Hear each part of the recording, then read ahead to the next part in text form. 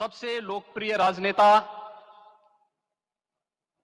भारत के माननीय प्रधानमंत्री आदरणीय श्री नरेंद्र मोदी जी,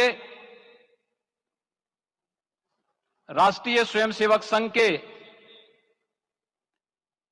माननीय सरसंघ चालक श्रद्धेय डॉक्टर मोहन भागवत जी, प्रदेश की माननीय राज्यपाल श्रीमती आनंदीबेन पटेल जी,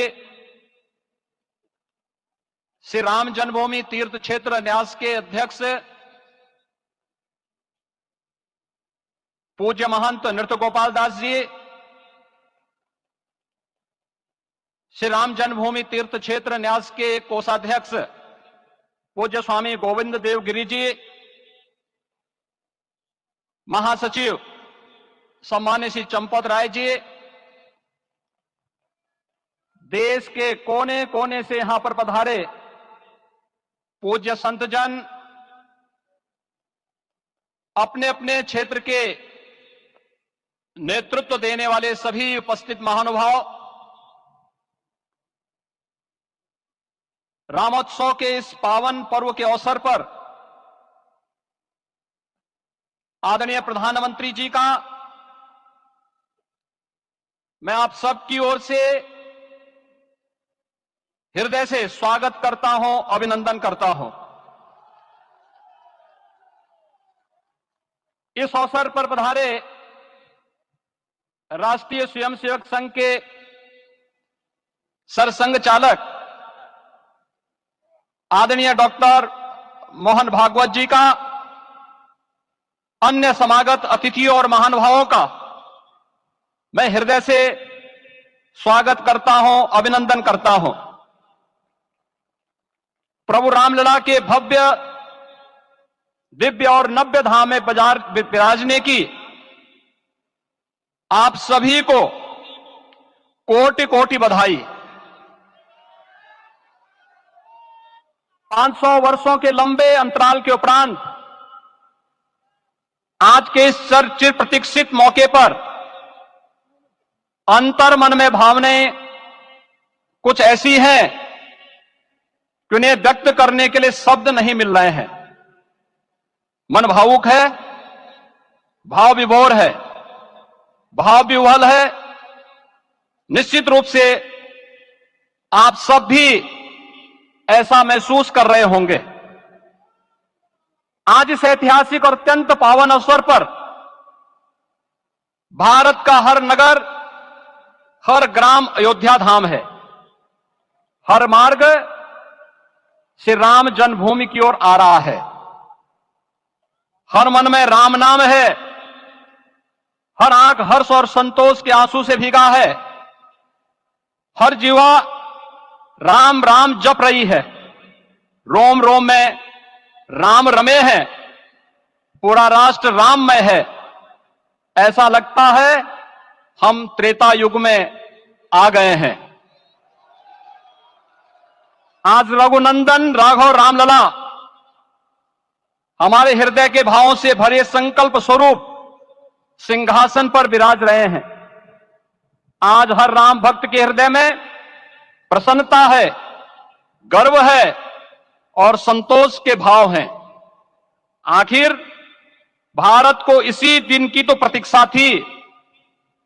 भाव विभोर कर देने वाली इस दिन की प्रतीक्षा में लगभग 5 शताब्दी व्यतीत हो गई। दर्जनों पीढ़ियां अधूरी कामना लिए इस धराधाम से साकेत धाम में लीन हो गई, किंतु प्रतीक्षा और संघर्ष का क्रम सतत जारी रहा।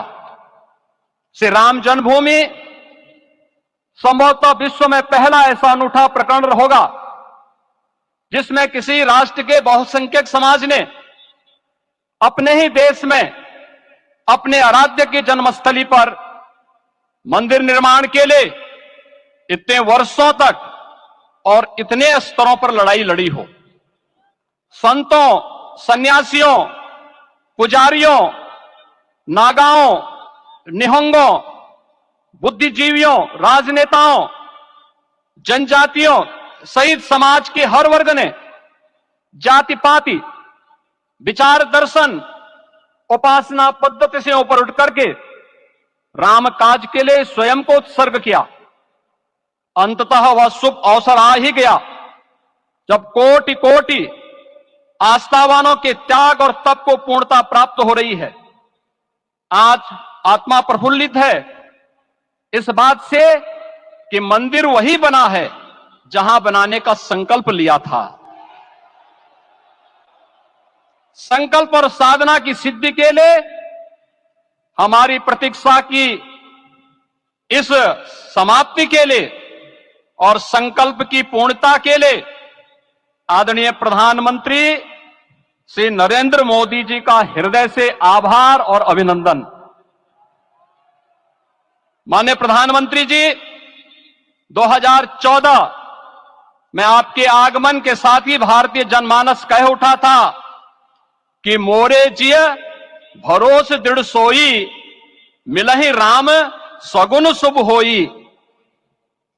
अभी गर्भगृह में वैदिक विधि विधान से रामलला के बाल विग्रह के प्राण प्रतिष्ठा को हम सब साक्षी बने हैं। अलौकिक छवि है हमारे प्रभु की, बिल्कुल वैसे ही जैसे तुलसीदास जी ने कहा कि नव कंज लोचन कंज मुख कर कंज पद कंजारुणम। धन्य है वह शिल्पी जिसने हमारे मन में बसे राम की छवि को मूर्त रूप प्रदान किया है। विचारों और भावनाओं की विहलता के बीच मुझे पूज्य संतों और अपनी गुरु परंपरा का पुण्य स्मरण हो रहा है। आज उनकी आत्मा को असीम संतोष और आनंद की अनुभूति हो रही होगी। जिन परंपराओं की पीढ़ियां श्री राम जन्मभूमि यज्ञ में अपनी आहुति दे चुकी है, उनकी पावन स्मृतियों को मैं यहां पर कोटि कोटि नमन करता हूं। श्री राम जन्मभूमि महायज्ञ न केवल सनातन आस्था और विश्वास की परीक्षा का काल रहा, बल्कि संपूर्ण भारत को एकात्मता के सूत्र में बांधने के लिए राष्ट्र की सामूहिक चेतना जागरण के ध्येय में भी सफल सिद्ध हुआ है। सदियों के बाद भारत में हो रहे इस चिर प्रतीक्षित नवविवाह को देख अयोध्या समेत पूरा भारत का वर्तमान आनंदित हो उठा है। भाग्यवान है हमारी पीढ़ी जो इस राम काज के साक्षी बन रहे हैं, और उससे भी बड़भागी है वो जिन्होंने सर्वस्व इस राम काज के लिए समर्पित किया है और करते चले जा रहे हैं। जिस अयोध्या को अवनी की अमरावती और धरती का वैकुंठ कहा गया, वह सदियों तक अभिषिप्त थी, उपेक्षित रही, सुनियोजित तिरस्कार झेलती रही। अपनी ही भूमि पर सनातन आस्था पद्दलित होती रही, चोटिल होती रही, किंतु राम का जीवन हमें संयम की शिक्षा देता है और भारतीय समाज ने संयम बनाए रखा। लेकिन हर एक दिन के साथ ही हमारा संकल्प और भी दृढ़ होता गया, और आज देखिए पूरी दुनिया अयोध्या के वैभव को निभा रही है। हर कोई अयोध्या आने को आतुर है। आज अयोध्या में त्रेतायुगीन वैभव उतर आया है, दिख रहा है। यह धर्मनगरी विश्व की सांस्कृतिक राजधानी के रूप में प्रतिष्ठित हो रही है। पूरा विश्व दिव्य और भव्य अयोध्या का साक्षात्कार कर रहा है। आज जिस सुनियोजित एवं तीव्र गति से अयोध्यापुरी का विकास हो रहा है, वह प्रधानमंत्री जी के दृढ़ संकल्प, इच्छा शक्ति और दूरदर्शिता के बिना संभव नहीं था। कुछ वर्ष पहले कल्पना से परे था कि अयोध्या में एयरपोर्ट होगा, यहां के नगर के भीतर 4 लेन की सड़कें होंगी, सरयू जी में क्रूज चलेंगे, अयोध्या की खोई गरिमा वापस आएगी। लेकिन मित्रों, डबल इंजन की सरकार के प्रयास से आज आप